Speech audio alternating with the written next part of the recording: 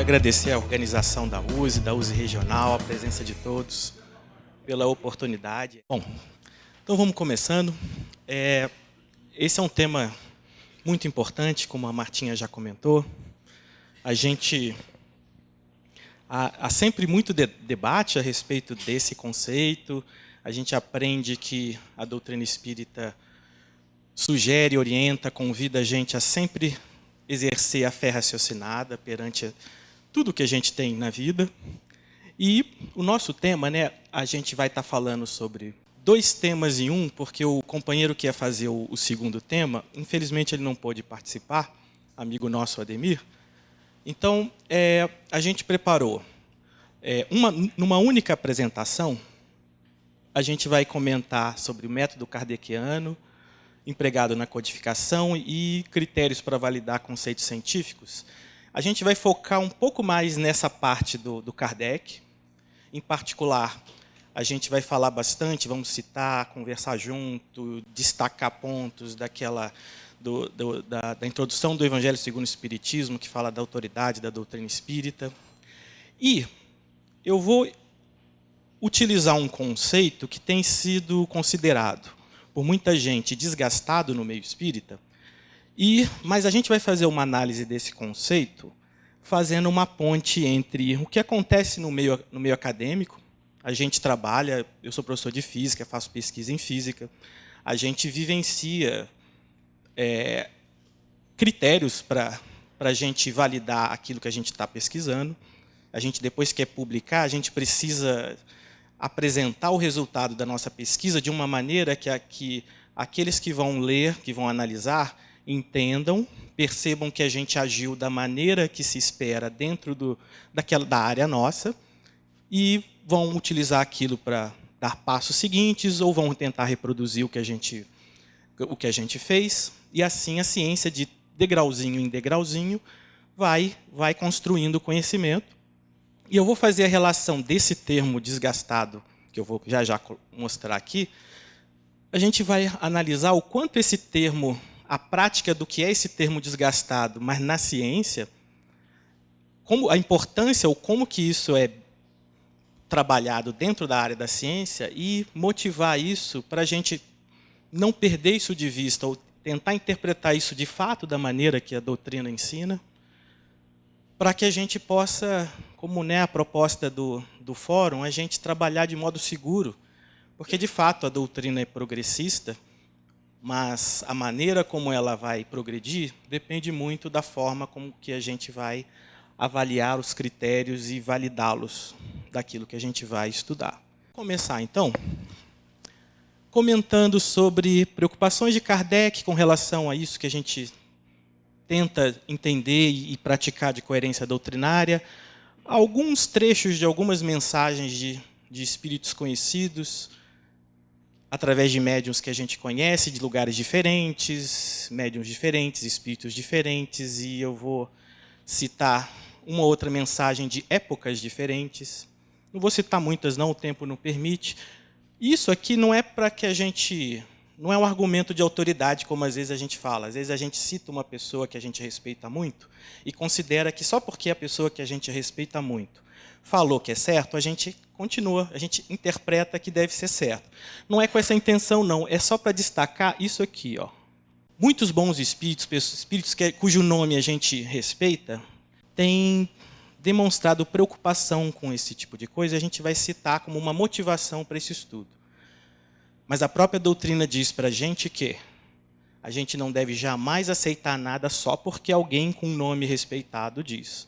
Nem o fato da gente vir aqui na frente e comentar uma coisa deve ser aceito sem reflexão, sem exercer a fé raciocinada que é proposta lá desse fórum. Esse é o conceito que anda desgastado no movimento espírita, por razões diversas. Uma delas é que talvez não estejam agindo de fato de acordo com o que esse conceito deveria significar, ou pessoas interpretam que determinadas atitudes não são de acordo com o que a doutrina de fato diz. Mas o que a gente pretende hoje, uma das coisas que a gente quer tentar trocar ideias a respeito, é verificar como que esses conceitos, tanto da coerência como pureza, ou o que a gente chama no nosso meio de coerência ou pureza doutrinária, como que isso a gente vivencia, o equivalente disso, que a gente não usa esse nome, não usa pureza doutrinária na física, por exemplo, a gente não fala isso. Mas aquilo que a gente deseja vivenciar em nome de pureza doutrinária, será que o que a gente faz nessas outras áreas que é equivalente? Isso é um ponto que a gente queria refletir juntos. E uma boa parte a gente vai focar nisso aqui, a autoridade da doutrina, a importância no final da gente exercitar a coerência doutrinária, tanto na nossa prática do que a gente já conhece da doutrina, quanto, como a Martinha comentou, a nossa postura com relação a coisas novas. Então vamos lá. Uma citação de Kardec. Um dos maiores obstáculos capazes de retardar a propagação da doutrina seria a falta de unidade. O único meio de evitá-la, se não quanto ao presente, pelo menos quanto ao futuro, é formulá-la, montar o texto da doutrina, apresentar para a gente, para os futuros leitores, nós e os futuros, em todas as suas partes e até nos mínimos detalhes, com tanta precisão e clareza que é impossível se torne qualquer interpretação divergente. E, de fato, Kardec buscou assim, de modo bastante claro, extenso, argumentar, analisar cada conceito, cada ideia, cada fenômeno. E, de fato, a gente tem muito claro a proposta da doutrina. E, às vezes, o que acontece, em alguns casos, é que a gente, às vezes, se depara com novidades e propostas de novidades em que a gente claramente percebe isso aqui está diferente da doutrina. Mas alguns não usam a doutrina para propor a novidade, usam argumentos de ciência, em particular da minha área de física, às vezes. Mas as pessoas percebem que nem sempre as novidades estão, de fato, de acordo com a proposta original de Kardec. E alegam que Kardec estaria ultrapassado, estaria antiquado, que a ciência avançou. Aliás, usam citações de Kardec, que dizia que a doutrina ela vai acompanhar o progresso da ciência, deve acompanhar o progresso da ciência. Que tudo que a ciência demonstrar ser verdadeiro, a doutrina não vai se opor de jeito nenhum. A questão é, quando surge uma novidade, será que, de fato, a ciência já considera a novidade como algo certo? Esse é um ponto que nós espíritas, porque nós espíritas, de maneira geral, a gente não está vivendo no meio acadêmico das diversas áreas, a gente às vezes acredita, porque a gente desenvolveu um sentimento fraterno, de não questionar o companheiro que vem e escreve numa obra espírita, ou que vem na tribuna, na frente, e fala em nome da doutrina. A gente respeita. A gente deve continuar respeitando, mas não deve jamais abrir mão de exercer a fé raciocinada que Kardec propõe. Vamos continuar. Preocupações dos bons espíritos. Olha, fidelidade à doutrina é o que se nos impõe. Não permitamos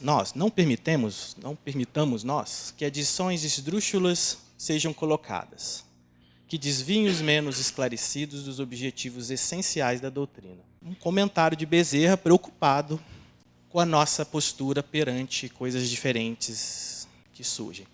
Camilo, através do Raul Teixeira, em 2005, ele comenta assim: esses tempos atuais chamam-nos a fidelidade aos projetos do Espírito de verdade, a fim de que não abandonemos o trabalho genuinamente espiritista, passando a ocupar valioso tempo com questões que declaradamente nada têm a ver com a nossa causa, por não serem da alçada do espiritismo. Preocupação do Camilo, recomendação pessoal dele.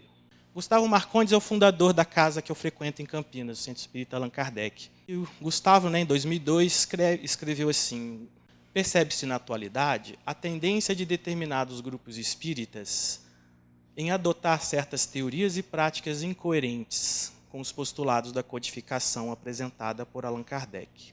Inúmeros companheiros deixam-se levar por modismos de ocasião, prejudicando a si mesmos e a tarefa do movimento. Preocupação do Gustavo Marcondes, naquela época. Mais um trechinho pequeno, também recebido lá em Campinas, através do médium Manuel Cristiano. Para quem não conhece, é o médium através do qual aquela obra aconteceu na Casa Espírita, que eu acredito que ficou bastante conhecida. Ele é um médium através do qual aquela obra não chegou. E aí uma mensagem da mentora de Manuel, Nora. O adepto iluminado da verdade evitará, na casa espírita, os modismos e ondas passageiras que tumultuam a seara sem nada contribuir. Mais um exemplo de preocupação de um espírito, pelo menos na região, ou localmente em Campinas, a gente respeita. Essa é uma mensagem bonitinha. Olha só que bacana que é dito. Olha, quem se afeiçoe à ciência, que a cultive em sua dignidade. Quem se devote à filosofia, que lhe engrandeça os postulados. E quem se consagre à religião, que lhe divinize as aspirações. Mas, que a base kardeciana permaneça em tudo e todos, para que não venhamos a perder o equilíbrio sob os alicerces em que se nos levanta a organização. Aí tem mais um trecho dessa mesma mensagem, que diz assim, até poético: seja Allan Kardec não apenas crido ou sentido, apregoado ou manifestado, a nossa bandeira, mas suficientemente vivido, sofrido, chorado e realizado em nossas próprias vidas. Sem essa base, é difícil forjar o caráter espírita cristão que o mundo conturbado espera de nós pela unificação. Acho que alguns já conhecem de quem é o autor dessa mensagem. É o Bezerra, através do Chico Xavier. E olha só, 1963, eu tinha menos 10 anos. 10 anos depois eu nasci. Essa é uma época recuada. E olha só, 10 anos antes de eu nascer, Bezerra já tinha uma preocupação com o movimento espírita. Os bons espíritos sempre acompanharam, acompanham e vão acompanhar sempre a gente. Eles já percebiam que havia no ar, talvez os bons espíritos percebam que os outros espíritos que querem atrapalhar a doutrina, atrapalhar o trabalho do bem, estavam planejando propor ideias e atividades um pouquinho fora, ou não um pouquinho, muito fora da doutrina. E a gente vê a preocupação, pelo menos desses espíritos que a gente aprendeu a respeitar, com relação à vivência da prática doutrinária.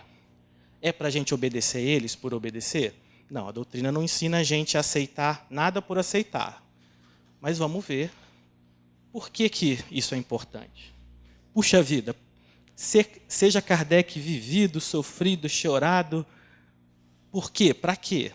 A gente acha Kardec, por exemplo, lá nas Obras Póstumas, e tem uma frase parecida no Evangelho segundo o Espiritismo, Kardec diz assim: somente o Espiritismo, bem entendido e bem compreendido, pode remediar esse estado de coisas que nos parágrafos anteriores desse trecho que eu tirei, ele analisava a incredulidade que a humanidade na época vivia com relação à religião, e tornar-se, conforme disseram os Espíritos, a grande alavanca de transformação da humanidade. No Evangelho segundo o Espiritismo, se eu não me engano, aquele capítulo Sede Perfeitos, me corrijam se eu estou confundindo o capítulo, Kardec fala assim, que o Espiritismo bem entendido e bem compreendido é capaz de ajudar a gente a nos tornarmos aquele homem de bem que é o verdadeiro cristão. E a gente, quando lê aquele trecho sobre o homem de bem, a gente vai ficando deprimido, porque acho que talvez 1/5, 1/10 a gente está lá tentando conseguir. Então, quem lembra sabe, né? Depois, quem quiser, dá uma olhada lá, porque é importante. Porque é uma lista que o Kardec disse que não era extensa, que tinha mais coisas, sobre o que seria a postura do homem de bem, de uma pessoa. E o Espiritismo bem compreendido, ele nos ajuda a nos motivarmos a deixar de lado o nosso egoísmo, o nosso orgulho, para a gente conseguir vivenciar Isso que, no fundo, é a mensagem de Jesus, o Evangelho. Muito bem, vamos entrar no conceito desgastado de pureza. Quando a gente fala em pureza, aí a gente, por exemplo, pensa num copo d'água. Imagina que a gente está andando pela rua, fazendo uma caminhada, lá pelas tantas a gente vê um copinho d'água ali na calçada, ali no chão. Estou morrendo de sede. A gente pega e toma? Só porque está com sede? Bom, se alguém está no meio do deserto, passando dias sem tomar água, pode morrer, viu lá uma pocinha d'água toda suja, não vai pensar duas vezes. A pessoa vai tentar matar a sede porque pode morrer. Mas no dia a dia, a gente não faz isso. A gente primeiro tenta analisar qual é a origem dessa água, o estado dessa água. E aí, faz sentido dizer que o H2O é água pura? Para o químico que vai fazer um estudo com água destilada ou não, ele precisa lá, de alguma forma, avaliar a composição da amostra que ele tem, para o fim que ele vai. Mas, para nossa utilização para matar a sede, saber que a água pura é pura é o de menos. O que eu quero saber é se essa água que está no copinho aqui, se ela está pura. Ó. Eu sei que ela está pura porque eu peguei ali no...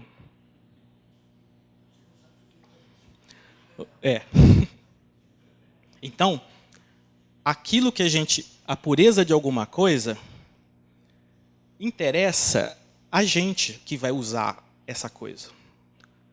Aquilo que eu vou comer, aquilo que eu vou fazer uso, é aquilo que eu estou pensando que